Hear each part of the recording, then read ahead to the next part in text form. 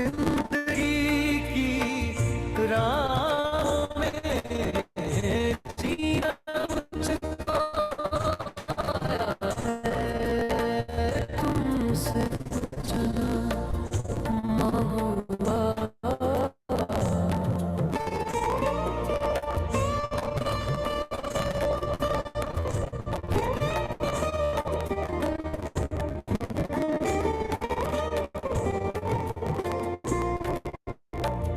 जन्म जन्म का तुमने मुझे बचाया, सिर पर था जो पाप का बोझा, उसे मुक्त कराया है। साथ तुम्हारे जीना मुझको, प्यार तुम्हीं से करना है। सच्चा मर्ज़ीवा है बनना, साथ तुम्हारे चलना है। तुमसे मैंने जीना सीखा, तुमसे ही सुख पाया है। जिंदगी की राहों में जीना मुझको आया है। तुमसे कुछ ना मांगू बाबा, तुमसे तुमको पाया है।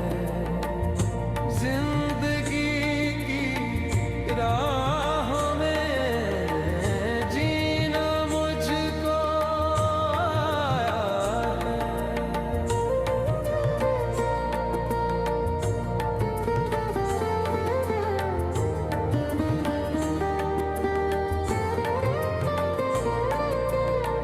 श्रीमत पर हूँ पावन बनता, योग का जौहर भरता हूँ। बेहद का मैदान हूँ करता, सबकी झोली भरता हूँ।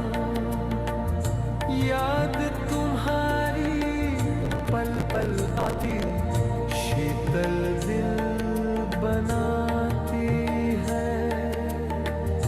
आँखों में है शक्ति भरती, जीवन धन्य बनाती है। किन शब्दों में गीत सुनाऊं, क्या क्या तुमसे पाया है। जिंदगी की राहों में जीना मुझको आया है। तुमसे कुछ ना मांगू बाबा, तुमसे तुमको पाया है। जिंदगी की राहों में जीना मुझको आया है। जिंदगी की राहों में जीना मुझको आया है।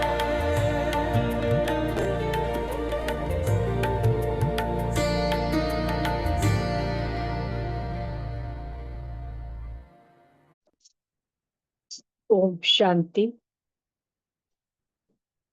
अज बाबा जी अव्यक्त मुरली 24 अगस्त 2025 जंहिंजी रिवाइज डेट आहे 3 नवंबर 2006 जी। ज्वालामुखी तपस्या द्वारा मैं पंजी पुछ के जलाए करे बाप दादा वांगुर थो, तॾहिं समाप्ति समीप ईंदव। चवनि था बाबा ज्वालामुखी तपस्या द्वारा जेको बाबा सां योग कयूं था उहो ॾाढो तेज हुजे, ज्वालामुखी वांगुर, उनको किरणूं कीअं वठूं, ज्वालामुखी वांगुरु। तॾहिं असांजी मैं पंजी पुछ जल्दी ऐं बाबा वांगुरु ठही वेंदासीं। तॾहिं समाप्ति समीपीन। त अॼु अखुट अविनाशी खजाननि जा मालिक बाप दादा पंहिंजे चइनिनि पासनि जे संपन्न ॿारनि जो जमा जो खातो था ॾिसनि। बाबा कीअं आहे, जंहिं वटि खजानो कीअं अथसि, अखुट, कॾहिं न खुटण वारो ऐं अविनाशी, जंहिंजो कॾहिं बि विनाश नथो थिए। त उहो पंहिंजे चारों तरफ़ जे ॿारनि जे, संपन्न ॿारनि जे जमा जो खातो था ॾिसनि कि ॿारनि ने केतिरो जमा कयो अथनि। त बाबा ने 3 प्रकारनि जा खाता ॾिसनि। पहिरियों आहे पंहिंजे पुरुषार्थ द्वारा श्रेष्ठ प्रालब्ध जमा करण जो खातो, कि उहे ॿार जंहिंने पुरुषार्थ कयो अथई ऐं पुरुषार्थ करे पंहिंजी भाग्य ठातो अथनि, पंहिंजी साम्हूं अॻितो अचण वारी दुनिया जे लाइ प्रालब्ध जमा कई अथनि। ऐं ॿियो बाबा ॿुधाइनि था, सदा संतुष्ट रहण ऐं संतुष्ट करण। त इहो ई संतुष्टता द्वारा दुआउनि जो बि खातो आहे। पाण बि संतुष्ट रहूं, ॿियनि खे बि संतुष्ट करो। त ॿियनि खे संतुष्ट कंदासीं त दुआऊं पाण ई मिलंदियूं। फिर टियों बाबा ॿुधाइनि था, मनसा वाचा कर्मणा संबंध संपर्क द्वारा बेहद जी निस्वार्थ सेवा द्वारा पुण्य जो खातो। मनसा वाचा कर्मणा, जीअं सेवा कयूं था त मन सां कयूं था त मनसा, मुंहं सां चई करे कयूं था वाचा, ऐं हथनि सां कयूं था त कर्मणा। ऐं संबंध संपर्क द्वारा सगे संबंधियुनि जी कयूं था त बाबा चवनि था बेहद जी निस्वार्थ सेवा द्वारा। ऐं जॾहिं सेवा में असांजो कोई स्वार्थ न हुजे, बिना स्वार्थ जी सेवा कयूं, जेकी बि आत्मा साम्हूं अचे उन्हनि खे वाइब्रेशन ॾियूं, त इहा थींदी निस्वार्थ सेवा। त जीअं जीअं निस्वार्थ सेवा कंदासीं त पुण्य जो खातो पंहिंजे लेखे ई जमा थींदो वेंदो। त बाबा चवनि था तव्हां सभु बि पंहिंजे इन 3 खातनि खे चेक कयो कि केतिरा जमा कया आहिनि वा न कया आहिनि। अगरि जमा कया हूंदासीं त उन जी बि निशानी था ॿुधाइनि पिया बाबा। यदि बाबा को ये अविनाशी शक्तियूं जमा कयूं आहिनि त उन जी निशानी छा आहे, सदा सर्व प्राप्ति, स्वयं प्रति संतुष्टता स्वरूप ऐं सभिनि जे प्रति शुभ भावना, शुभकामना, सदा पाण खे खुशनुमा, खुश नसीब स्थिति में अनुभव कंदासीं। न यदि निस्वार्थ सेवा कंदासीं ऐं खाता जमा कंदासीं त पाण बि संतुष्ट, ॿिया बि संतुष्ट, ऐं सभिनि जे प्रति शुभकामना, शुभ भावना स्वतः पंहिंजे लेखे ई निकिरंदी। त इन जे करे पंहिंजो पाण खे छा अनुभव कंदासीं, खुशनुमा ऐं खुश नसीब अनुभव कंदासीं। त चेक कयो, ॿिन्हिनि खातनि जूं निशानियूं पाण में अनुभव कयो था। इन सॼनि खातनि खे, खजाननि खे जमा करण जी चाबी ॿुधाई अथई बाबा। जेतिरा बि खजाना आहिनि उन जी चाबी छा आहे, त चाबी में बाबा ने ॿुधायईं निमित्त भाव, निर्माण भाव ऐं निस्वार्थ भाव। निमित्त भाव यानी करन करावन हार बाबा आहे, मां नथी कयां पई, उहो ई करवाए थो। यदि उहो इन भाव सां सेवा कयूं कि करन करावन हार त उहो आहे। वरी निर्माण भाव, मान शान को मथे थियूं, असांजे में कोई अभिमान न अचे कि सेवा मां थी कयां पई। ॿियो बाबा ने चयो निस्वार्थ भाव, बिना स्वार्थ जी जॾहिं सेवा था कयूं त इहो ई चाबी ॿुधायो अथई बाबा। त चेक कंदा वञो। ऐं चाबी जो नंबर पतो अथव, हे त बाबा ने 3 चाबियूं ॿुधाए न, निमित्त भाव, निर्माण भाव ऐं निस्वार्थ भाव। हाणे चाबी जो नंबर बि 3 था ॿुधाइनि पिया। त चाबियुनि जो नंबर बि अथव 3 बिंदियूं। कहिड़ियूं कहिड़ियूं बाबा ने ॿुधाए, पहिरीं बिंदी आहे आत्मा, ॿी बिंदी बाबा ऐं 3 बिंदी आहे ड्रामा जो फुल स्टॉप। आत्मा, बाबा ऐं ड्रामा। त बाबा चवनि था तव्हां सभिनि जे पास चाबी त अथव न, त खजाननि खे खोले करे ॾिसंदा रहंदा आहियो न। इन सभी खजाननि खे वधाइण जी विधि आहे दृढ़ता। जेके बि असांखे खजाना मिलिया आहिनि त उन्हनि खे कीअं वधाइणो आहे, त उनजी बि बाबा ॿुधाइनि था दृढ़ता सां। दृढ़ता हूंदी त कंहिं बि कम में इहो संकल्प ई न हलंदो कि थींदो या न थींदो, न कॾहिं बि संशय न ईंदो। जेको बि कमु बाबा जी सेवा कंदासीं, यदि पक्को निश्चय आहे, दृढ़ता आहे, त कॾहिं बि मन में न ईंदो कि इहो थींदो या न थींदो। त दृढ़ता जी स्थिति छा आहे? ठहियल ई पियो आहे कमु। जमा थींदो न थींदो हे त थियण ई खपे, त इहो सभु कॾहिं बि न ईंदो, संशय कॾहिं बि न ईंदो। जेको दृढ़ता वारो हूंदो उहो निश्चय बुद्धि हूंदो, निश्चिंत हूंदो ऐं निश्चित अनुभव कंदो। जेको जंहिंजे अंदरि दृढ़ता आहे, दृढ़ संकल्प आहे, पक्की भावना आहे कि मां बाबा जी सेवा कंदमि ई कंदमि, त उहे कीअं हूंदा? बाबा ने ॿुधाए निश्चय बुद्धि, बाबा जे प्रति पूरो निश्चय अथनि उन्हनि खे, ऐं निश्चिंत, कॾहिं बि संशय न ईंदो, निश्चिंत आराम सां हूंदा कि बाबा जी छत्र छाया माते आहे, त निश्चिंत हूंदा ऐं निश्चित सर्टेन, अक्सर करके थींदो ई थींदो, ईअं अनुभव कंदा। त बाबा ने पहिरों बि ॿुधायो अथनि अगरि ज्यादा से ज्यादा सभिनि खजाननि जो खातो जमा कयो आहे त मनमना भव जे मंत्र खे यंत्र ठाहे छॾियो। हा? बाबा चवनि था अगरि खजानो जमा कयो आहे त मनमना भव, यानी बाबा खे दिलि सां यादि कयो, जैसा सदा बाबा सां गॾु रहंदासीं ऐं बाबा जे पास यानी बाबा जे एकदम नज़दीक स्वतः अनुभव कंदासीं, त पास त थियणो ई आहे। टिनि रूपनि सां पास थियणो आहे। हाणे बाबा ने पास थियण जा बि 3 रूप ॿुधाया अथई। पहिरों त आहे पास रहण, पास यानी बाबा जे एकदम नज़दीक, ऐं ॿियो पास आहे बीता हुआ सो पास हुआ, जेकी ॻाल्हि गुज़री वई उहो बि पास थी वई, निकिरी वई।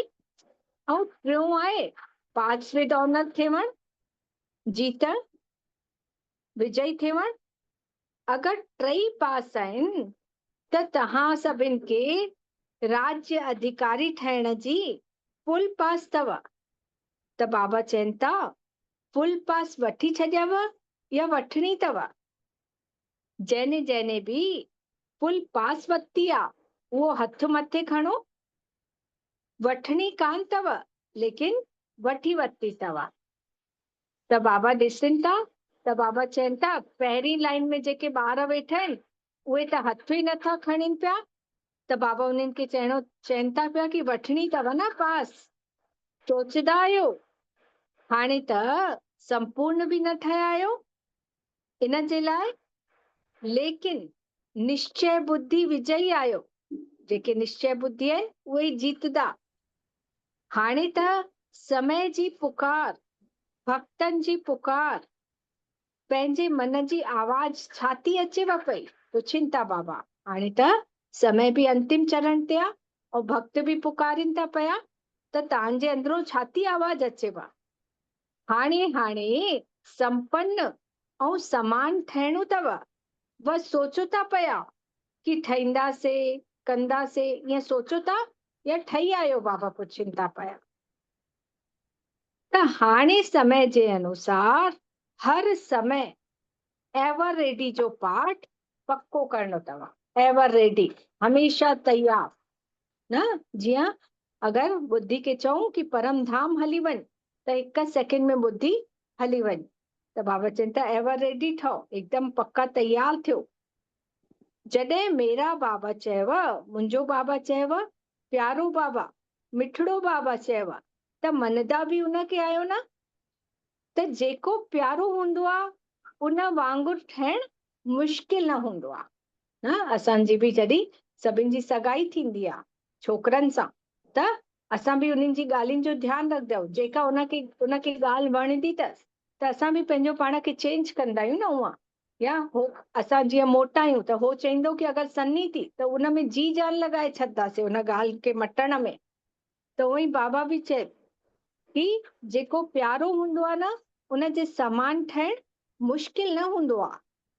त बाबा ने ॾिसई कि समय प्रति समय समान ठहिण में जेके विघ्न था पइनि पिया, त सभिनि जे पास प्रसिद्ध शब्द आहिनि न, सभु ॼाणनि था, अनुभवी बि आहिनि, उहो आहे मैंपन। बाबा जे समान ठहिण जी कोशिश कयूं था, लेकिन उन में बि पेपर था अचनि पिया। बाबा चए छाजा पेपर था अचेव? विच में मैंपन थो अची वञे। असां हर ॻाल्हि में मैं कंदा आहियूं, शरीर सम्झंदा आहियूं पंहिंजो पाण खे। इन जे लाइ बाप दादा ने पहिरों बि चयो त जॾहिं बि मैं शब्द चओ था त सिर्फ़ मैं न चओ, मां आत्मा। न सिर्फ़ मैं शब्द चवण सां शरीर अची वेंदो, ऐं जॾहिं चवंदासीं मैं आत्मा त जुड़वा शब्द चओ। जुड़वा यानी मैं आत्मा, ॿ शब्द गॾु अची विया। तॾहिं बि कॾहिं कॾहिं अभिमान तो खणी चेव, उहो बि बॉडी कॉन्शियस वारो, कि मैं आत्मा, मां आत्मा कान्हा। न अधिकतर त शरीर जे ई भान में त रहूं न पाण। त बाबा चवनि था कॾहिं कॾहिं उहो शरीर जो बि भान तो अची वञेव। कॾहिं त अभिमान बि ईंदो अथव ऐं कॾहिं त अपमान बि अची थो वञेव। कॾहिं त दिलि शिकस्त बि ठहो था पिया। इन जे लाइ बॉडी कॉन्शियस जा मैंपन खे स्वप्न में बि न अचण ॾियो। शरीर जे भान के, उन मैं खे असां सपने में बि न ॾिसूं। मैं मतलब आत्मा ही ॾिसूं। त बाप दादा ने ॾिठो त स्नेह जी सब्जेक्ट में त सॼा पास आहिनि। सभिनि ॿारनि खे बाबा सां प्यार त अथनि ई अथनि। त तव्हां सभिनि खे कंहिं हिते केरु वठी आयो अथव?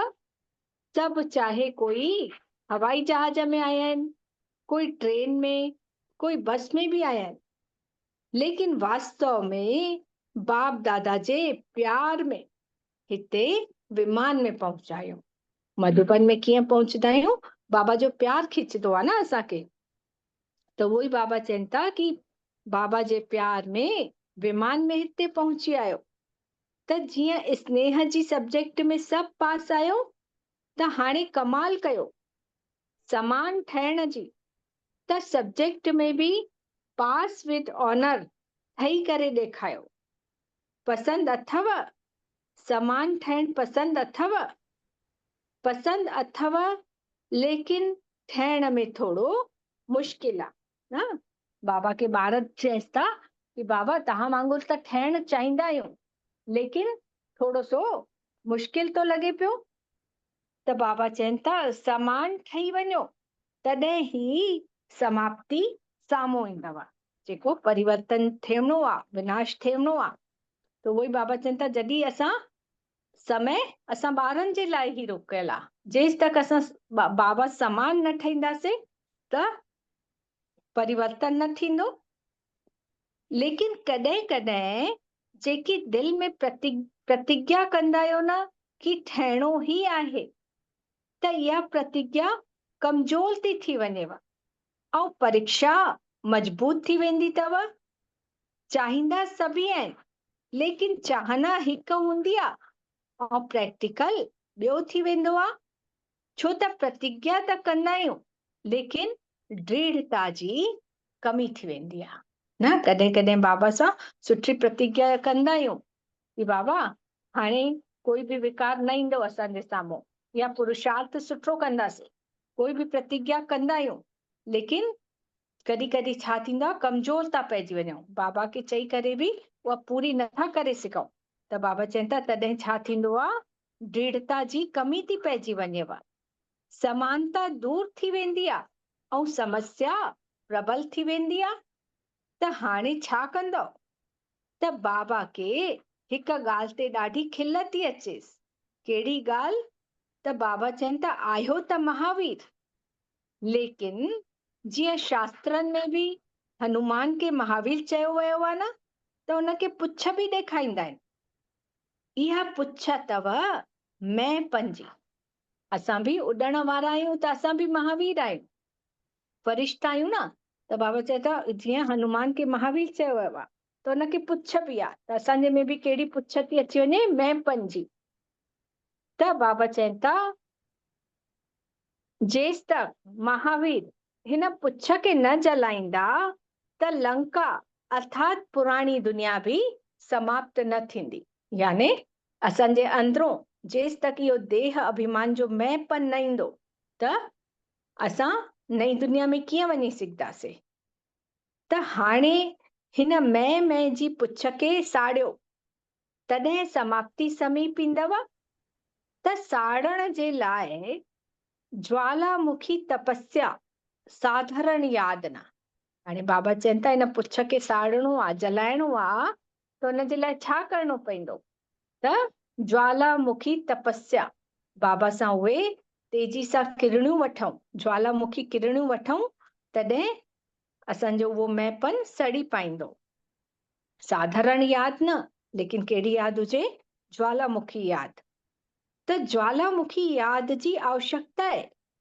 इन जे लाइ ज्वाला देवी जी बि यादगार आहे न, त शक्तिशाली याद आहे। त ॿुधव छा करणो आहे? हाणे मन में धुन लॻल हुजेव कि समान थियणो ई अथव, समाप्ति खे नज़दीक आणणो ई अथव। हाणे तव्हां चईंदव कि बाबा संगम युग त ॾाढो सुठो आहे न, त समाप्ति छो थिए? न, असां बाबा जा ॿार, हाणे असांखे संगम युग ते बाबा मिलियो आहे, त लॻंदो आहे न कि बाबा इहो युग हलंदो हुजे, छो त तव्हां साथ आहियो। ऐं सतयुग में बि वेंदासीं त बाबा त गॾु हूंदो ई न। त बाबा चवनि था कि तव्हां त ॿार चईंदव कि इहो युग समाप्ति न वञे ई न, संगम युग ई हलंदो रहे। त लेकिन तव्हां बाबा समान दयालु, कृपालु, रहम दिल आत्माऊं आहियो। त अॼु जी जेकी दुखी आत्माऊं आहिनि ऐं भक्त आत्माउनि जे मथां हे रहम दिल आत्माऊं रहम कयो न। अॼुकल्ह जी जेके आत्माऊं आहिनि, भक्त आत्माऊं, बार बार भॻवान खे पुकारिस थियूं पयूं, उहे परेशान आहिनि, अशांत आहिनि। अरे त फोन बाबा वारी मां कई में खणे न। हाणे मां रखंदो। अच्छा म्यूट करे छॾियो। त बाबा चवनि था हे रहम दिल आत्माऊं रहम कयो, मर्सीफुल ठहो, दया करो। दुख त ॾाढो वधंदो थो वञेव, त दुखियुनि ते रहम कयो, उन्हनि खे मुक्ति धाम त मोकिलियो। सिर्फ़ वाणी जी सेवा न, लेकिन हाणे आवश्यकता आहे मन सां ऐं वाणी गॾु गॾु थिए। कीअं सेवा करणी आहे? हाणे जेको समय थो हले, त बाबा चवनि था कि चई करे त सेवा कंदा आहियूं, जीअं वाणी जी सेवा त कंदा आहियूं, लेकिन उन सां गॾु गॾु मन सां सेवा बि हुजे। मन सां बि उन्हनि खे वाइब्रेशन ॾींदा वञो, शुभ भावनाऊं, शुभकामना जो। त हिक ई समय ते ॿई सेवा गॾु थिएव। सिर्फ़ चांस मिले सेवा जो, इहो न सोचो। हलंदे फिरंदे पंहिंजे चेहरे ऐं चलन द्वारा बाबा जो परिचय ॾींदा वञो सभिनि खे न। ईअं न सोचूं कि चांस मिले तॾहिं सेवा कयूं, लेकिन असांजो चेहरो ई चए, असांजे चेहरे सां ई बाबा जी प्रत्यक्षता थिए। त तव्हांजो चेहरो बाबा जो परिचय ॾे, तव्हांजी चलन बाबा खे प्रत्यक्ष करे। त ईअं सदा सेवाधारी भव। अच्छा, बाप दादा जे साम्हूं स्थूल में त सभी वेठा आहियो न, लेकिन सूक्ष्म स्वरूप सां चइनिनि पासनि जा ॿार दिल में आहिनि न। मधुबन में जेके उन समय बाबा जे पास आहिनि, उहे त बाबा जे सम्मुख वेठा ई आहिनि, लेकिन ॿिया ॿार जेके पंहिंजे पंहिंजे घर में रही करे बाबा खे यादि था कनि, त उन्हनि ॿारनि जे लाइ बि बाबा चवनि था उहे ॿार बि मुंहिंजे दिल में आहिनि। ॾिसनि बि था, ॿुधनि बि था। त देश विदेश जे ॾाढनि ॿारनि खे ईमेल द्वारा पत्रनि द्वारा, संदेशनि द्वारा बाबा ने याद प्यार मोकिली त सभिनि जी नाले सहित बाप दादा खे याद मिली आहे। ऐं बाप दादा दिल ही दिल में सभी ॿारनि खे साम्हूं ॾिसी करे गीत ॻाइनि था, वाह ॿारो वाह। सभिनि ॿारनि जेके बाबा खे याद प्यार मोकिली, के पत्रनि जे द्वारा, के ईमेल जे द्वारा, त बाबा खे उहा याद प्यार मिली त बाबा बि ॿारनि खे ॾिसी ख़ुशि था थियनि पिया ऐं गानो था ॻाइनि, वाह ॿारो वाह। त हर हिक खे इन समय इमर्ज रूप में यादि था करें। सभिनि संदेशनि खे अलॻि अलॻि चयनि था कि फलाणे ने याद मोकिली तंहिं, फलाणे ने याद मोकिली तंहिं। बाबा उन्हनि संदेशनि खे ॿुधाइनि था कि फलाणे ॿार ने याद मोकिली तंहिं। त बाबा चयनि था बाबा जे पास त जॾहिं संकल्प कयूं था त साधन द्वारा पीछे मिलंदी आहे, लेकिन स्नेह जो संकल्प साधन को पहिरों ही पहुची थो वञे। जीअं हिते वेही करे कॾहिं कॾहिं बाबा खे लेटर द्वारा या कोई वेंदो आहे त असां बि याद प्यार मोकिलींदा आहियूं न कि बाबा खे याद प्यार ॾींदासीं, लेकिन जीअं ई मन में संकल्प आयो त तुरंत बाबा ॾे पहुची वेंदो। उहो पहुचाइण वारो त 2 ॾींहं 3 ॾींहं पोइ पहुचाईंदो, लेकिन असांजे मन में जेको संकल्प आयो त उहो त बाबा खे तुरंत पहुची थो वञेसि पियो। त बाबा चवनि था ॾाढनि खे याद प्यार मिली न। अच्छा, पहिरों हथ खणो जेके पहिरीं बार आया आहियो, सेवा में बि पहिरीं बार आया आहियो। अच्छा, बाप दादा चवनि था भले आया, अचण जी मौसम अथव, सुठो थियो अॼु आया आहियो। हाणे बाबा इंदौर जोन वारनि सां ॻाल्हाइनि था। सभिनि जे हथ में मेरा बाबा जो दिल के शेप में सिंबल आहे। हथ त ॾाढा हिलाइनि था पिया, लेकिन दिल के बि हिलाइणो अथव। सिर्फ़ सदा यादि रखिजो, भुलिजो न। सुठो चांस खयो अथव त बाप दादा बि चवनि था पिया कि हिम्मत रखण वारनि खे बाप दादा पदम गुणा मदद था ॾियनि। चवंदा आहियूं न, हिकु कदम वधाईंदासीं त बाबा जी 1000 गुना मदद मिलंदी आहे। त उहो ई बाबा चवनि था कि जेके ॿार हिम्मत रखंदा उनखे बाबा जी पदम गुणा मदद थी मिले पई। त हिम्मत रखी अथव न, सुठो कयो अथव। इंदौर जोन अथव। अच्छा, इंदौर जोन साकार बाबा जो लास्ट स्मृति जो स्थान अथव, सुठो अथव। सॼा ॿार ॾाढा ख़ुशि था थियनि कि गोल्डन लॉटरी मिली अथव। त जोन जी सेवा मिलण सां ई सभी सेवाधारियुनि खे छुट्टी मिली थी वञे। हूअं त संख्या में मिलंदी आहे कि एतिरा खणी अचो, हाणे ॾिसो एतिरा आहिनि। त इहो बि जोन जोन जो चांस आहे न कि जेतिरा वठी अचणा अथव वठी अचो। बाबा सेवाधारियुनि जे लाइ चवनि था पिया कि पहिरियों त कुझु लिमिटेड ई घुराईंदा हुया सेवाधारी, लेकिन हाणे बाबा चवनि था जेतिरा बि वठी अचणा अथव सेवाधारी, उहे पूरा वठी अची सघो था पिया। त तव्हां सभिनि जो थोरे समय में पुण्य जो खातो केतिरो वॾो जमा थी वियो। यज्ञ सेवा भी दिल सां करणी अथव, अर्थात पंहिंजे पुण्य जो खातो तेजी सां वधाइणो अथव। छो त संकल्प, समय ऐं शरीर टई सफल कयव न। बाबा जी सेवा कयासीं त छा छा सफल कयोसीं? संकल्प बि। सेवा कंदासीं त संकल्प बि सुठा हलंदा उमल, ऐं समय बि सुठो कयोसीं, ऐं शरीर बि, सेवा में शरीर लॻो त हुनजो बि भाग्य ठहियोसि। त बाबा चवनि था संकल्प बि हलंदव त यज्ञ सेवा जो समय बि यज्ञ सेवा में व्यतीत थियो ऐं शरीर बि यज्ञ सेवा में अर्पण कयव। त इहा सेवा अथव या मेवा अथव। त प्रत्यक्ष फल यज्ञ सेवा कंदे कंहिंजे पास कोई व्यर्थ संकल्प आयो छा? पुछनि था बाबा कि जॾहिं बाबा जी सेवा कयूं पिया त कोई व्यर्थ संकल्प त न आयो? कंहिंजे पास आयो छा? त ख़ुशि रहो ऐं ख़ुशियूं बांटो। त इहो जेको गोल्डन अनुभव अथव न, त इन अनुभव खे बि हुते ही इमर्ज करे वधाईंदा रहियो। कॾहिं बि कोई माया जो संकल्प बि अचेव न त मन में विमान सां शांतिवन पहुची वेंदो। बाबा चवनि था कॾहिं बि कोई माया जो संकल्प अचे, विच में कोई बि संकल्प परेशान थो करे त मन सां काॾे पहुची वञो, शांतिवन। हाणे बि असां बुद्धि सां पहुची वञूं बाबा जे घर शांतिवन में, डायमंड हॉल में, बाबा जे पास। मन जो विमान त आहे न, सभिनि जे पास मन जो विमान आहे। त बाबा ने हर ब्राह्मण के जन्म जी सौगात श्रेष्ठ मन जो विमान ॾेई छॾियो अथई। जीअं ई बाबा जा ठहियासीं त बाबा ने छा करे छॾियईं, असांजे संकल्पनि खे श्रेष्ठ ठाहे छॾियईं। ऐं जाॾे बि मन खे उॾाइण था चाहियूं पिया, उॾाए था सघूं श्रेष्ठ संकल्पनि ते। त बाबा चवनि था हिन विमान में ज्यादा मेहनत न करणी पवंदी अथव। स्टार्ट करणो अथव त मेरा बाबा बस। जेके ॿिया एरोप्लेन हलाईंदा आहिनि त हुन में केतिरी सावधानी बरतंदा आहिनि, छा छा सभु चेक कंदा आहिनि कि हुन में जेको फ्यूल पवंदो आहे उहो पूरो आहे कि न आहे, ठीकु आहे कि न, विमान पूरो चेक कंदा आहिनि।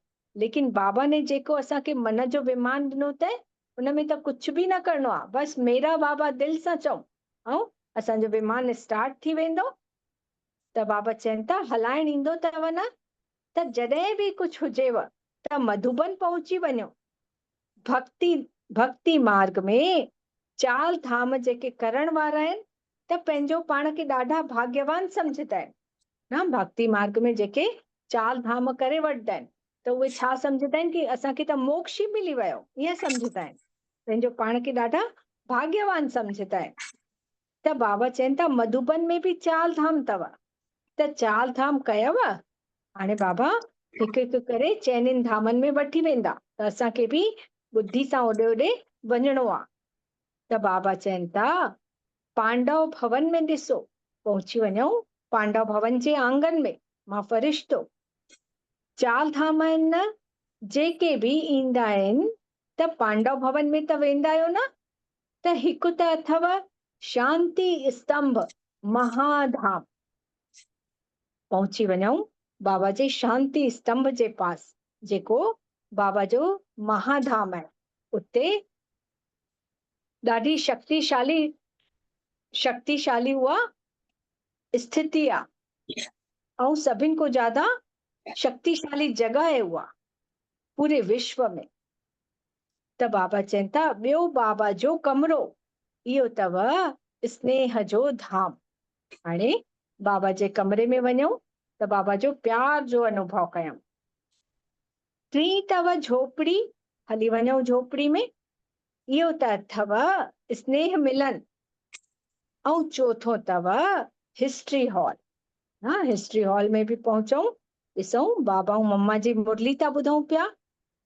त सभिनीनि ने चाल धाम कयो न त महान भाग्यवान त आहियो तव्हां। अगरि कंहिं बि धाम खे यादि कयो था, कॾहिं बि उदास थी वञो त झोपड़ी में रूह रिहान करण जे लाइ अची वञो। जॾहिं कॾहिं बि उदास था थियो, मन नथो लॻेव त बाबा चवनि था बाबा जी झोपड़ी में अची वञो ऐं बाबा सां ॻाल्हायो। त शक्तिशाली कॾहिं ठहिण जी आवश्यकता अथव त शांति स्तंभ में अची वञो। ऐं कॾहिं वेस्ट थॉट्स, निगेटिव संकल्प था अचनि त निगेटिव संकल्प ज्यादा था अचनि त हिस्ट्री हॉल में पहुची वञो न, उते व्यर्थ संकल्प समर्थ में बदलजी वेंदा असांजा। त समान ठहिण जो संकल्प उत्पन्न थिएव त बाबा जे कमरे में अची वञिजो। अच्छा, सभिनि ने गोल्डन चांस वरितनि, लेकिन हुते रहंदे बि सदा गोल्डन चांस वठंदा रहिजो न। घर में वेठे बि असां इहे चारई धाम यादि था कयूं।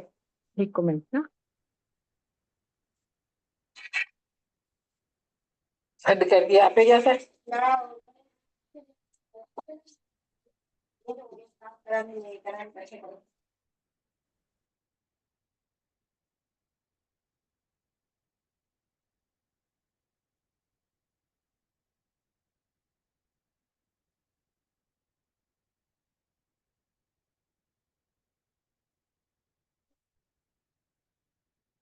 ॿिनि टिनि ॼणनि खे न को होस्ट ठाहे थी छॾियां, त हाणे जेको बि ॻाल्हाईंदो न तव्हां उन्हनि खे म्यूट करे छॾिजो। हलो ठीकु आहे।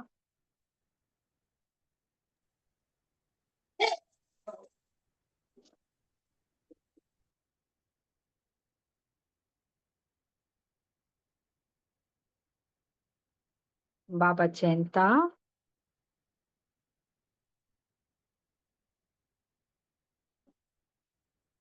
हाणे बाबा कैट ग्रुप दिल वारा वेठा आहिनि, त बाबा ने कॉन्फ्रेंस कयनि, सभिनि मिली करे बाबा सां कॉन्फ्रेंस कयनि। त बाबा चवनि था कि सुठो कयो अथव, पंहिंजो पाण में जेकी बि मीटिंग था कयो, ऐं प्रेसिडेंट आहे उन जी बि इच्छा आहे त इहो कमु थियणु खपे, त जीअं उन्हनि जी बि इच्छा आहे त उन्हनि खे बि गॾु मिलाईंदा हुआ अॻिते वधंदा रहो। ऐं साथ साथ ब्राह्मणनि जी बि मीटिंग आहे, उन में बि पंहिंजे प्रोग्राम जो समाचार ॿुधाए करे राय वठो, त सभिनि ब्राह्मणनि जी राय सां शक्ति भरी वेंदव। न बाबा चवनि था जेको पाण में मीटिंग कयो था त उहा बि राय हिक ॿिए को वठो, हिक ॿिन्हिनि ब्राह्मणनि को सभिनि को वठो, त सभिनि जी राय मंदा हलो त शक्ति भरिजी वेंदव। बाक़ी कमु त सुठो था कयो पिया, कंदा हलो, फैलाईंदा हलो, ऐं भारत जी विशेषता खे प्रगट कंदा हलो। महिनत बि सुठी था कयो, प्रोग्राम बि सुठो कयो अथव, ऐं दिल वारनि ने ॾाढी दिलि ॾेखाई आहे, ॾाढी वॾी दिलि ॾेखाई आहे, त उनजी बि मुबारक थिएव। हाणे बाबा डबल विदेशी भाइरनि सां ऐं भेनरुनि सां ॻाल्हाइनि था पिया। सुठो अथव, हर टर्न में डबल विदेशी अचो था पिया, त हिन संगठन खे चाल चांद तो लॻी वञेव न। बाबा डबल विदेशियुनि खे चवनि था एॾो परियों ईंदा आहियो त असांजी महफ़िल में चाल चांद थी लॻी वञे पई। डबल विदेशियुनि खे ॾिसी करे सभिनि खे उमंग बि थो अचे, त सभु डबल विदेशी डबल उमंग उत्साह सां उॾनि था पिया, हलनि नथा लेकिन उॾनि था पिया। त उॾण वारा आहियो या हलण वारा? जेके सदा उॾंदा रहंदा आहिनि, हलंदा कान्हनि, त उहे हथ खणो। हूअं बि ॾिसो, विमान में त उॾी करे ई अचिणो पएव थो न। हुजनि विदेशी परों परों ईंदा आहिनि त जहाज में उॾी करे था अचनि बाबा वटि मधुबन, त उॾण जो त तव्हांखे अभ्यास अथव। उहे त शरीर सां था उॾनि, लेकिन तव्हां त मन सां था उॾो पिया। हिम्मत बि सुठी रखी अथव। त बाप दादा ॾिसो काथे कोने कोने को पंहिंजो ॿारनि खे ॻोल्हे वरितो अथई, ॾाढो सुठो अथव। कहलाइण जे लाइ त डबल विदेशी आहियो, उअं त ओरिजिनल भारत जा ई आहियो न। सतयुग में छा थींदो, हिकु ई भारत हूंदो न देश, ॿिया देश त हूंदा न। हे त पोइ द्वापर खां पोइ खंड खंड विभाजित थिया, त उहो हुया त भारती न, पोइ हेॾे होॾे हली आहिनि विदेशनि में। त बाबा चवनि था ओरिजिनल त भारत जा ई आहियो, ऐं राज्य बि काथे करणो अथव, भारत में ई करणो अथव न।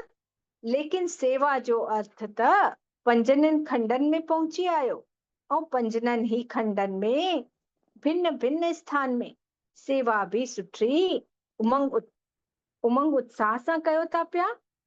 त विघ्न विनाशक त आहियो न।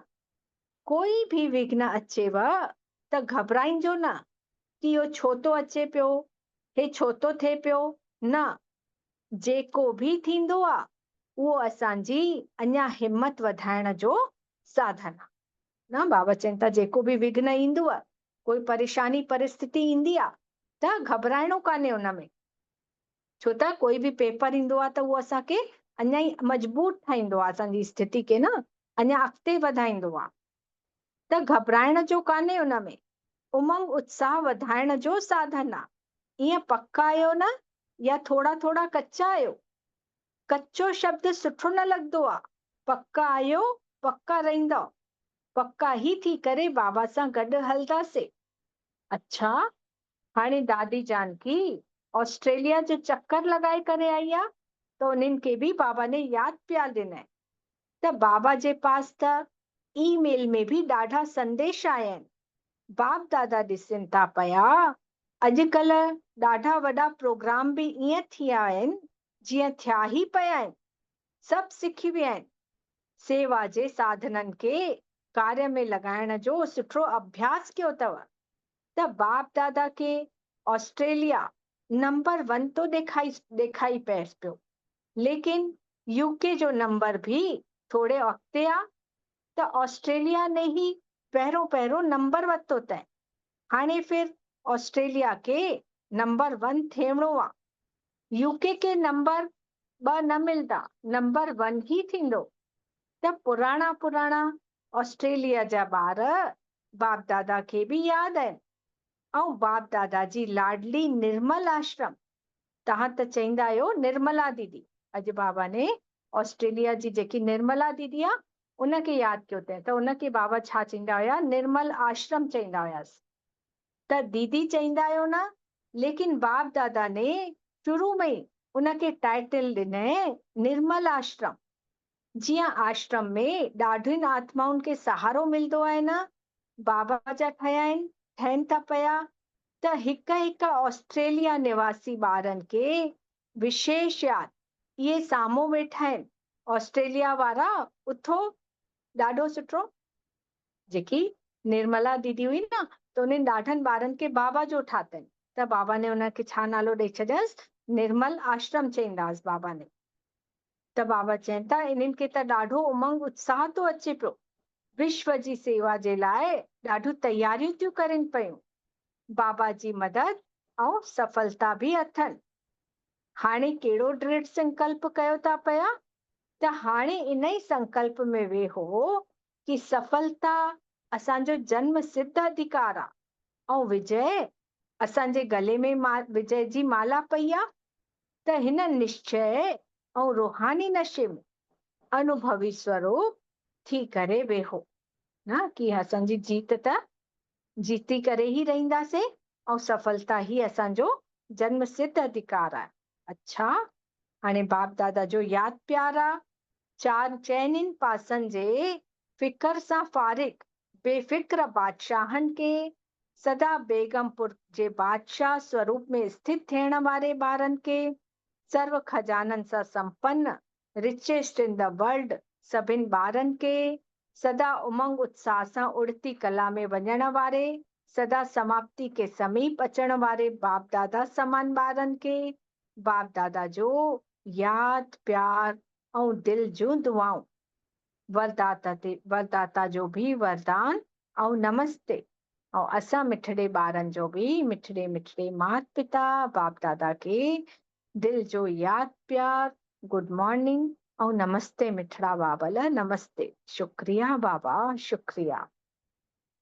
हाणे बाबा जो वरदान महसूस कंदासीं। असां सभु फरिश्ता झट सां उड़ी करे हलियासीं सूक्ष्म वतन। 1 सेकंड में लाइट माइट सां भरपूर फरिश्ता फर्श को मथे अर्श ते चमकीली सफेद दुनिया में। ऐं होॾो मिठड़ो बाबल भी जंहिंजे मस्तक ते शिव बाबा अव्यक्त फरिश्तो असांजे साम्हूं अचनि था पिया। बाबा जे मस्तक मों तेज रूहानी किरणियूं ऐं बाबा जो वरदानी लाइट जो हथ असांजे मथे ते अनुभव था कयूं पिया। बाबा वरदान था ॾियनि पिया कि स्वयं जी सर्व कमजोरियुनि खे दान जी विधि सां समाप्त करण वारा दाता विधाता भव। पंहिंजो पाण जी सभिनि कमजोरियुनि खे दान जी विधियुनि सां ख़त्म करण वारा दाता विधाता भव।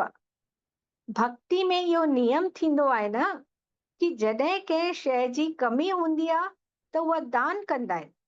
त दान करण सां भी ॾियण वठण थी वेंदो आहे। त कॾहिं भी कमजोरियुनि खे ख़त्म करण लाइ दाता ऐं विधाता ठहो। बाबा छा था चवनि, भक्ति में छा थींदो आहे कि जॾहिं जीअं छा थींदो आहे, कंहिंजा ॿार कॾहिं कोई फ्रूट न खाईंदा आहिनि, कोई ॿार हूंदा आहिनि जेके फ्रूट बिल्कुलु पसंदि न कंदा आहिनि, त माताऊं छा कंदियूं आहिनि, उन्हनि जे ॿारनि जे हथ सां फ्रूट दान कराईंदियूं आहिनि। त बाबा चवनि था कि कंहिं शइ जी कमी हूंदी आहे त उनजो दान कंदा आहियूं। त दान करण सां भी ॾियण वठण थी वेंदा, उहा ई शइ असांखे मिली वेंदी आहे। त कंहिं बि कमजोरी खे ख़तम करणो आहे त दाता ऐं विधाता ठहूं। जीअं मुरली में बि चईंदा आहिनि न, दे दान तो छूटे ग्रहण। त असांजूं बि जेकी कमियूं कमजोरियूं आहिनि अंदरि, बुराइयूं आहिनि, जेके गंदा संस्कार आहिनि, उहे बाबा खे ॾेई छॾियूं।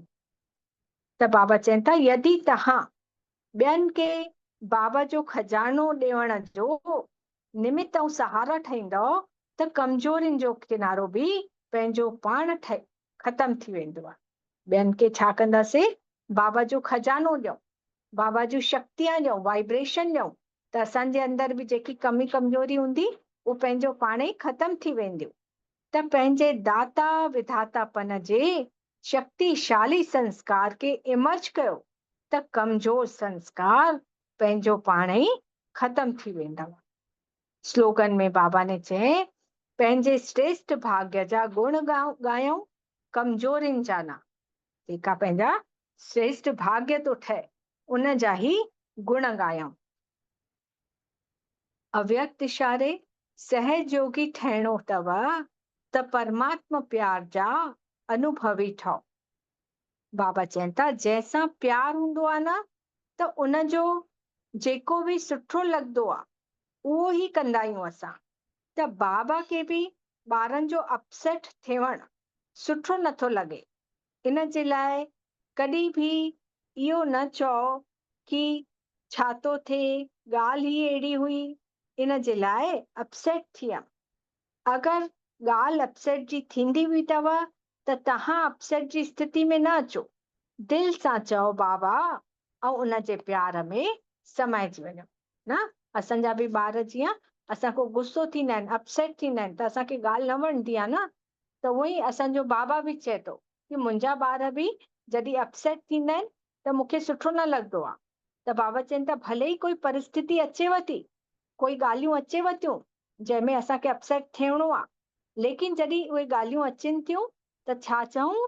दिलि सां चऊं बाबा ऐं उन जे प्यार में समाइजी वञो, त उहा ॻाल्हि पंहिंजो पाण ई हटिजी वेंदी।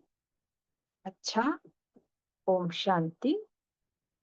पहिरियों थोड़ी देरि मेडिटेशन था कयूं पिया, पोइ वरी जेकी अव्यक्त मुरली पढ़ंदा आहियूं उहा पढ़ंदासीं। ओम शांति। चइनिनि पासनि ॾोर ध्यानु हटाए करे हिकिड़ी आत्मा में थी ध्यानु लॻायां पई।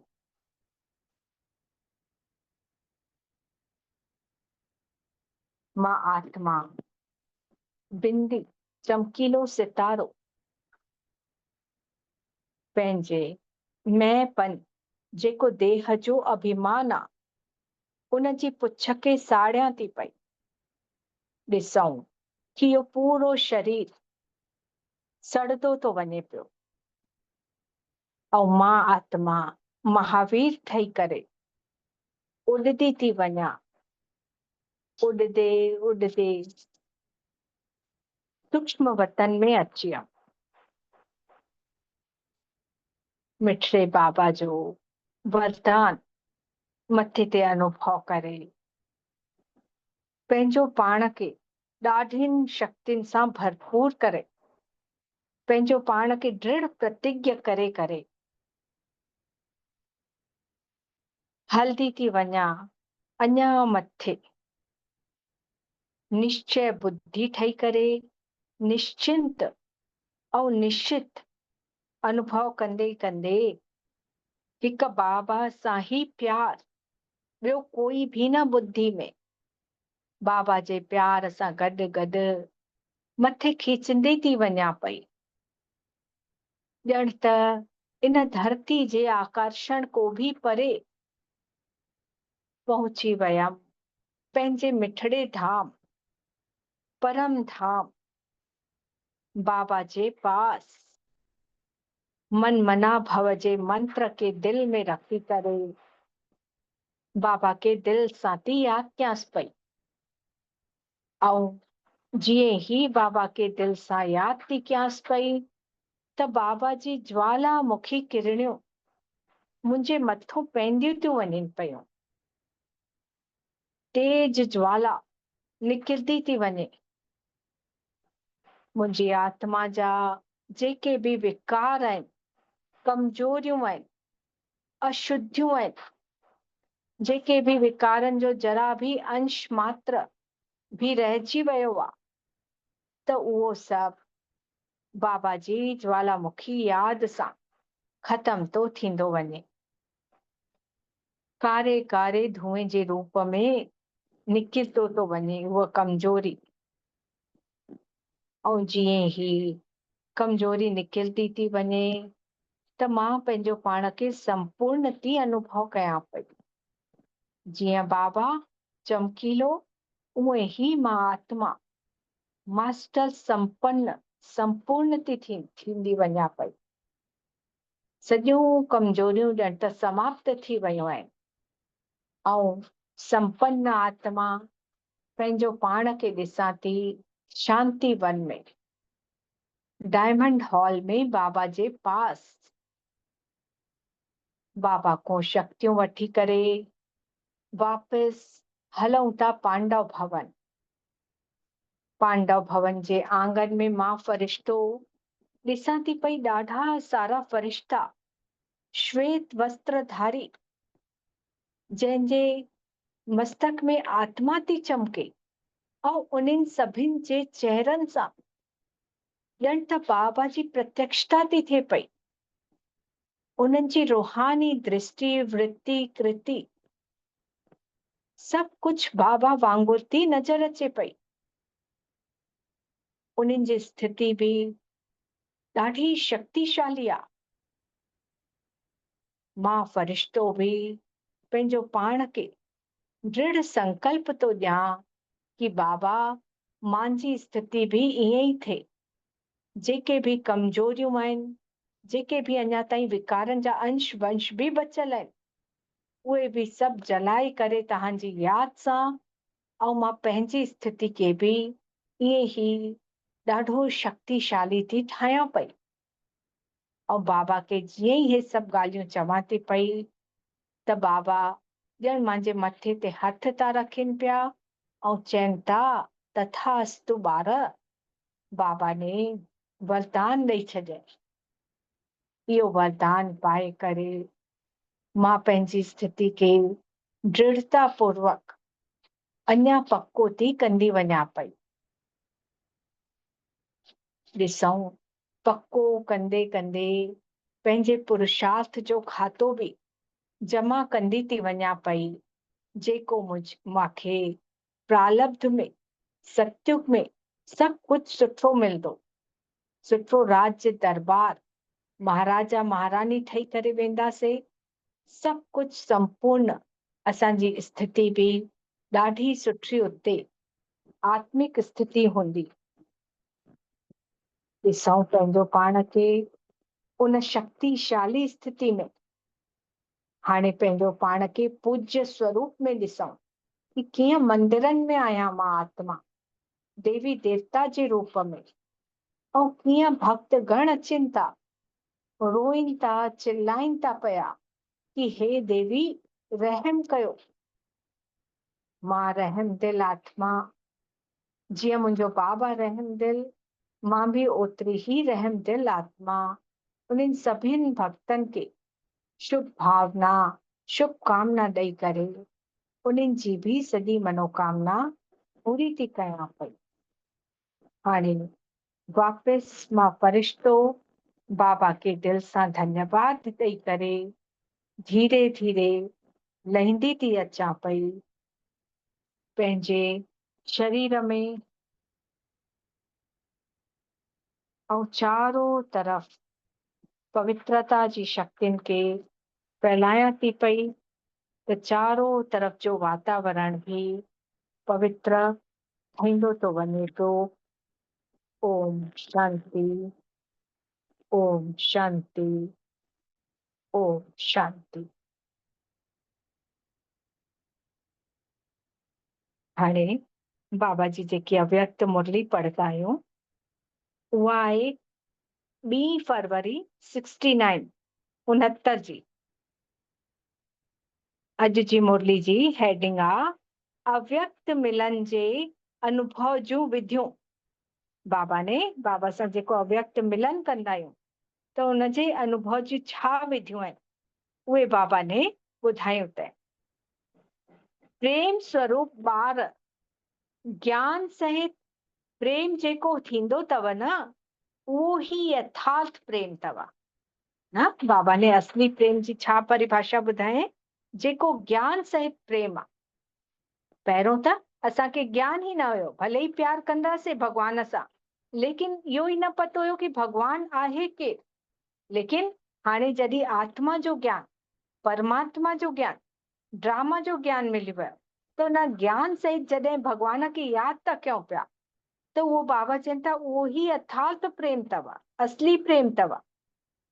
तव्हां सभिनि जो बि प्रेम रस बाप दादा खे बि खीचे थो चेव पियो न। असां बाबा खे प्यार था कयूंसि त बाबा बि परम धाम वो हेठि थो लही अचे असां ॿारनि जे लाइ।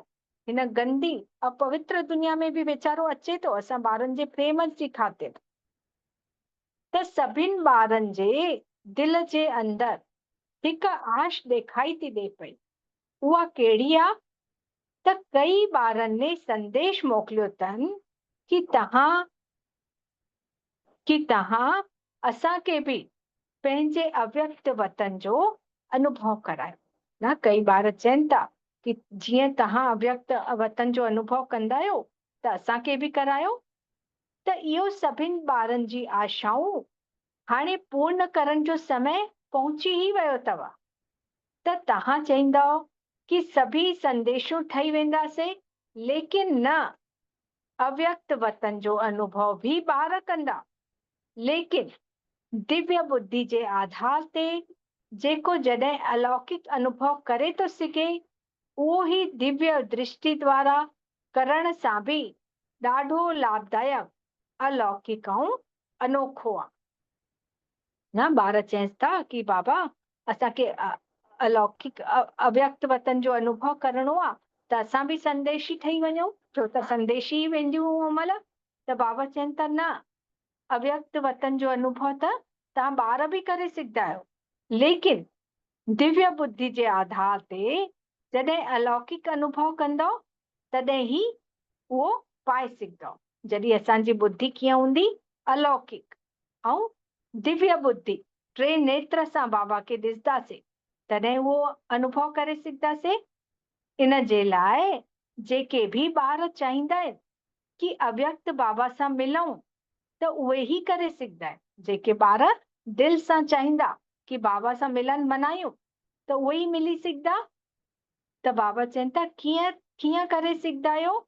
इन जो तरीक़ो सिर्फ़ इहो ई अथव कि अमृत वेले यादि में वेहो ऐं इहो ई संकल्प रखो कि हाणे असां अव्यक्त बाप दादा सां मुलाक़ात कंदासीं। जीअं साकार में मिलण जो समय पतो हूंदो अथव न त निंड न ईंदी अथव, ऐं समय को पहिरियों ही बुद्धि द्वारा इन अनुभव में हूंदा आहियो। त बाबा छा था चवनि पिया कि बाबा सां मिलणो अथव त जीअं साकार में पंहिंजे प्रेमी सां मिलणो हूंदो आहे त कीअं निंड बि फिटी वेंदी आहे ऐं समय को पहिरियों ही पहुची वेंदा आहियूं। त ईअं ई यदि बाबा सां मिलणो आहे त बाबा चवनि था कि अमृत वेले यादि में वेहो ऐं इहो ई संकल्प कयो कि हाणे असांखे बाबा सां मिलणो आहे। त समय को पहिरियों ही बुद्धि द्वारा इहो अनुभव कयो। वैसे ही हाणे भी अव्यक्त मिलन जो अनुभव चाहींदा आहियो त उनजो ॾाढो सहज तरीक़ो अथव कि अव्यक्त स्थिति में स्थित रही करे रूह रिहान कयो। हाँ, अव्यक्त स्थिति यानी फरिश्तो ठही वञो ऐं बाबा खे बि फरिश्ते स्वरूप में ॾिसो ऐं बाबा सां रूह रिहान कयूं त अनुभव कंदासीं कि सचमुच बाबा सां गॾु ॻाल्हायूं था पिया। ऐं इन्ही रूह रिहान में जीअं संदेशियूं कई दृश्य ॾिसंदियूं हुयूं उहे ही तव्हां बि ॾाढा गोपनीय रहस्य बुद्धि योग सां अनुभव कंदव। जीअं संदेशूं वेंदियूं हुयूं अव्यक्त वतन में, त उहो कॾहिं कॾहिं पूरो सतयुग जो चित्र ॾिसी ईंदियूं कि असां सतयुग में कीअं सुठा फल खाईंदासीं, कीअं शूबी रस पींदासीं। त बाबा चवनि था तव्हां बि अगरि दिलि सां बाबा खे अव्यक्त स्थिति में यादि कंदव त तव्हां बि इहो अनुभव करे सघंदव। लेकिन हिकु ॻाल्हि इहा अनुभव करण जे लाइ आवश्यक अथव, उहा कहिड़ी मालूम अथव? अमृत वेले बि अव्यक्त स्थिति में उहे ई स्थित रही सघंदा जेके सॼो ॾींहुं अव्यक्त स्थिति में ऐं अंतर्मुखी स्थिति में स्थित हूंदा। वरी बाबा चवनि था अमृत वेले कहिड़ा ॿार मिलन मनाए सघंदा बाबा सां, जंहिंजी स्थिति सॼो ॾींहुं सुठी हूंदी। ईअं न कि सिर्फ़ु अमृत वेले दिलि सां यादि कयोसीं त बाबा वटि बाबा सां सम्मुख रू रिहान करे सघंदासीं, न। उन जे लाइ सॼे ॾींहं जी स्थिति, सॼो ॾींहुं जॾहिं असांजी आत्मिक स्मृति हूंदी, अंतर्मुखी स्थिति हूंदी, कोई व्यर्थ जी ॻाल्हियूं न ईंदियूं असांजे अंदरि, तॾहिं बाबा सां मिलन मनाए सघंदासीं। त वही अमृत वेलो इहा अनुभव करे सघंदा। इन जे लाइ अगरि स्नेह अथव बाबा सां, प्यार अथव ऐं मिलण जी आशा बि अथव, बाबा सां मिलणो बि अथव, त इहो तरीक़ो ॾाढो सहंजो अथव, करण वारा करे था सघो ऐं मुलाक़ात जो अनोखो अनुभव बि प्राप्त करे था सघो। वतन में वेठे वेठे कई ॿारनि जे दिल जी आवाज़ पहुचंदी रहंदी आहे। तव्हां सोचंदा हूंदव कि शिव बाबा ॾाढो कठोर आहे, लेकिन जेको हूंदो आहे न, उन में रहस्य ऐं कल्याण आहे। इन जे लाइ जेकी आवाज़ पहुचंदी अथव उहा ॿुधी करे ख़ुशि थींदो रहंदो आहे। छा बाप दादा निर्मोही आहे? त तव्हां सभी ॿार निर्मोही आहियो, निर्मोही ठहिया आहियो। त बाप दादा निर्मोही ऐं ॿारनि में शुद्ध मोह त मिलन कीअं थींदो? न, बाबा निर्मोही आहे ऐं असां सां मोह कान अथसि, ऐं ॿारनि में यदि शुद्ध मोह न हूंदो त बाबा चवनि था मिलन कीअं थी सघंदो? जीअं बाबा आहे उअं ई ॿार बि ठहींदा, न, मतलब मोह न हुजणु खपे, तॾहिं बाबा सां मिली सघंदासीं। त बाबा में बि शुद्ध मोह आहे। साकार बाबा जो ॿारनि में शुद्ध प्यार हुयो, शिव बाबा जो न हुयो, बाप दादा जो हुयो। जैसा असांजो आहे उअं न आहे। त शुद्ध मोह ॿारनि सां बि जास्ती आहे, लेकिन बाप दादा ऐं ॿारनि में हिकु अंतर आहे कि उहो शुद्ध मोह में ईंदे हुए बि निर्मोही आहे। छा था चवनि पिया बाबा? बाबा ऐं ॿारनि में हिकु छा अंतर आहे कि बाबा शुद्ध मोह में ईंदे हुए बि निर्मोही आहे। न, बाबा जो प्यार त असांजे ॿारनि जे लाइ शुद्ध आहे न, मोह वारो कान अथसि, लेकिन शुद्ध प्यार अथसि। ऐं ॿार शुद्ध मोह में था अचनि त कुझु स्वरूप था ठही वञनि, या त प्यारा ठहींदा आहिनि या न्यारा ठहींदा आहिनि। लेकिन बाप दादा न्यारे ऐं प्यारे जे न्यारा ऐं प्यारा गॾु गॾु था ठहनि पिया। न, ॿार या त न्यारा ठहींदा आहिनि या प्यारा, ॿई गॾु गॾु नथा थी सघनि, लेकिन बाप दादा ॿई गॾु गॾु था ठहनि पिया। त इहो अंतर जेको रहियल आहे, इनखे जॾहिं मिटाईंदासीं त छा ठहींदासीं? अंतर्मुख, अव्यक्त, अलौकिक। इहो अंतर जॾहिं मिटिजी वेंदो, पूरा बाबा वांगुरु ठही वेंदासीं, त कीअं छा कहलाईंदासीं? अंतर्मुख, अव्यक्त ऐं अलौकिक कहलाईंदासीं। हाणे त कुझु कुझु लौकिकपन बि मिले थो पियो, लेकिन जॾहिं इहा अंतर ख़तम करे छॾंदासीं त बिल्कुलु ई अलौकिक ऐं अंतर्मुखी अव्यक्त फ़रिश्ते वांगुरु नज़र ईंदासीं। त इन साकार वतन में रहंदे हुए बि फ़रिश्तो ठही था सघो। तव्हां फिर चईंदव कि वतन में वञी करे फ़रिश्तो छो न ठहूं, इते ई ठहूं। लेकिन न, जेको बाबा जो कमु आहे उहो ॿारनि खे साजे। बाबा चवनि था कि ॿार चवनि था पिया कि बाबा अव्यक्त वतन में ई फ़रिश्तो छो ठहूं, इते छो नथा ठही सघूं हिन दुनिया में? त बाबा चवनि था न, उते ई तव्हांखे अव्यक्त वतन में ई वञी करे फ़रिश्तो ठहिणो अथव। जीअं बाबा ठहिया उहे ई ॿार ठहींदा। त जेको बाबा जो कमु आहे उहो ई ॿार कंदा। ॿारनि खे जॾहिं पढ़ाई जो शो ॾेखारिणो आहे त टीचर खे पढ़ाई जो शो न ॾेखारिणो आहे। टीचर खे पढ़ाई पढ़ाइणी हूंदी आहे, त स्टूडेंट खे बि पढ़ाई जो शो ॾेखारिणो हूंदो आहे। त शो केस में शक्तियुनि खे, पांडवनि खे अचिणो ई आहे। बाप दादा त गुप्त आहे न। शिव बाबा असांखे ब्रह्मा बाप द्वारा पढ़ाइनि था पिया। उहो टीचर ठही करे पढ़ाए थो पियो, त असांखे पढ़ाए थो। त बाबा वरी असांखे सैंपल था रखनि पिया शो केस में, कंहिंखे कंहिंखे पांडव खे बि ऐं शिव शक्तियुनि खे बि। चवनि था बाबा की ॿारो हाणे तव्हांखे अगलनि खे पढ़ाइणो अथव। ऐं बाबा शिव बाबा त आहिनि गुप्त, बिंदु रूप आहे शिव बाबा। त हाणे सभिनि जी दिलि में इहो ई संकल्प आहे कि जल्दी जल्दी ड्रामा जी सीन हली करे ख़तम थिए। लेकिन जल्दी थींदी थी थो सघे। भावी जेकी ठहियल आहे उहो त ठहियल आहे, लेकिन ठहियल भावी में इहो एतिरो नज़र ईंदो आहे कि अगरि कल्प पहिरों मुआफ़िक संकल्प हलंदो आहे त संकल्प सां गॾु गॾु अवश्य पहिरों बि पुरुषार्थ तीव्र कयो हूंदोसीं, त इहो बि संकल्प हलंदो आहे कि ड्रामा जी सीन जल्दी पूरी करे हाणे सभी अव्यक्त वतन वासी थी वञूं। न कॾहिं कॾहिं ईअं लॻंदो आहे न कि जीअं बाबा बि अव्यक्त थी वियो, त बाबा असां बि पंहिंजो पूरो पुरुषार्थ कंप्लीट करे करे तव्हां वांगुरु अव्यक्त वतन वासी ठही वञूं। त बाबा चवनि था ठहिणो त अथव, लेकिन तव्हां ॿारनि में एतिरी शक्ति अथव जेको अव्यक्त वतन खे बि व्यक्त में खीचे करे वठी था अचो पिया। न असां ॿारनि जे प्यार में एतिरी शक्ति आहे। जो बाबा अव्यक्त वतन में आहे त असां प्यार था कयूंसि त बाबा हिन साकार वतन में बि खीचे करे अची थो वञे पियो। त अव्यक्त वतन जो नक्शो व्यक्त वतन में ठाहे था सघो पिया। आशाऊं त हर हिक जूं ॾाढियूं आहिनि, ईअं ई पहुचंदियूं आहिनि। जीअं हीअं हिन साकार दुनिया में ॾाढी वॾी ऑफिस थींदी अथव न टेलीफोन ऐं टेलीग्राफ जी, उहे ई ॾाढी शुद्ध संकल्पनि जूं तारियूं वतन में पहुचंदियूं अथव। बाबा चवनि था जीअं हीअं साकार वतन में टेलीफोन एक्सचेंज केतिरी वॾी ऑफिस थींदी आहे, उते तारियूं तारियूं केॾियूं टेलीफोन जी तारियूं हूंदियूं आहिनि। त ईअं ई बाबा खे दिलि सां यादि कंदासीं त बाबा वटि वतन में बि असांजूं दिलि जूं यादियूं पहुची वेंदियूं। हाणे छा करिणो आहे? कई ॿारनि खे कुझु लोक संग्रह प्रति प्रश्न बि आहिनि, उहे बि पहुचंदा आहिनि।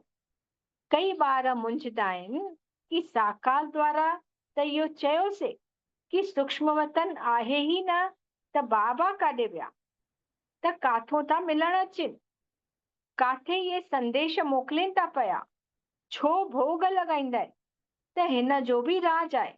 न बाबा चई कि कई मुरली में चवनि था कि अव्यक्त वतन कान्हे, त अव्यक्त वतन कान्हे त बाबा काॾे हली विया ऐं काथों इहे संदेश मोकिलनि था पिया, बाबा खे छो था भोग लॻायूं, त इन जो बि राज ॿुधायनि बाबा कि छो चयो वियो आहे।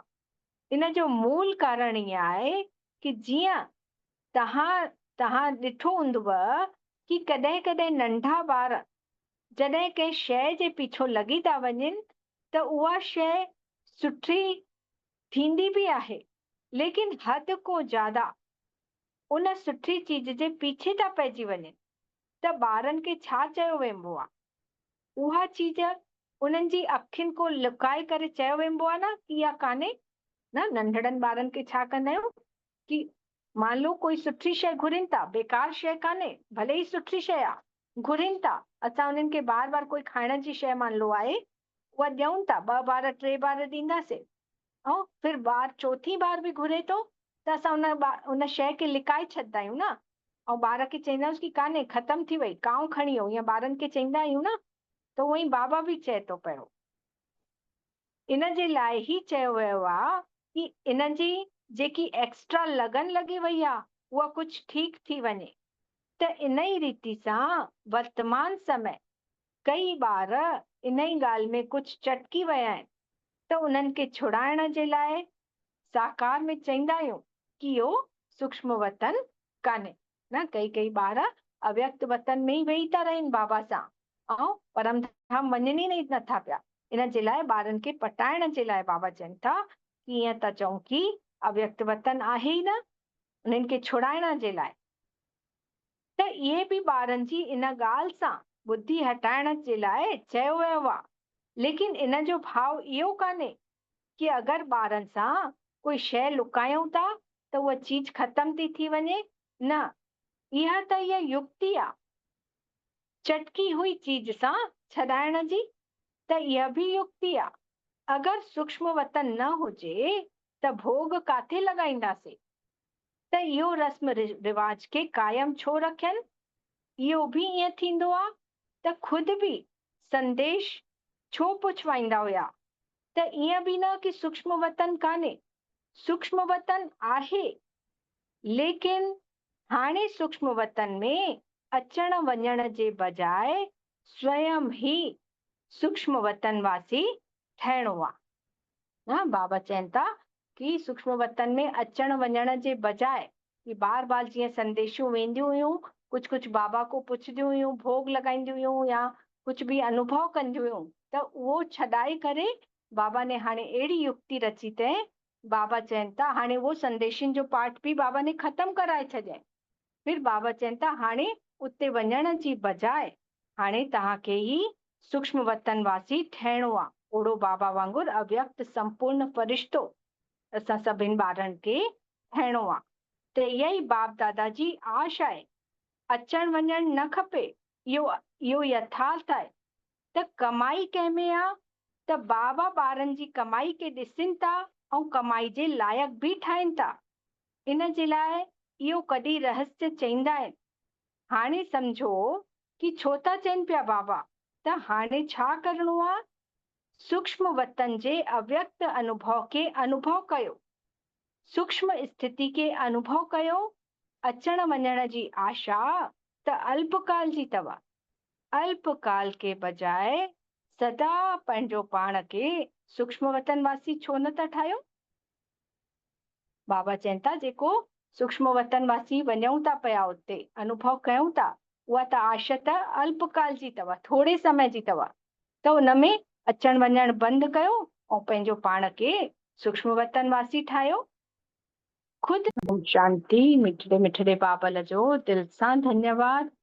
तव्हां सभिनि फ़रिश्तनि जो बि दिल सां धन्यवाद। सभिनि खे ओम शांति।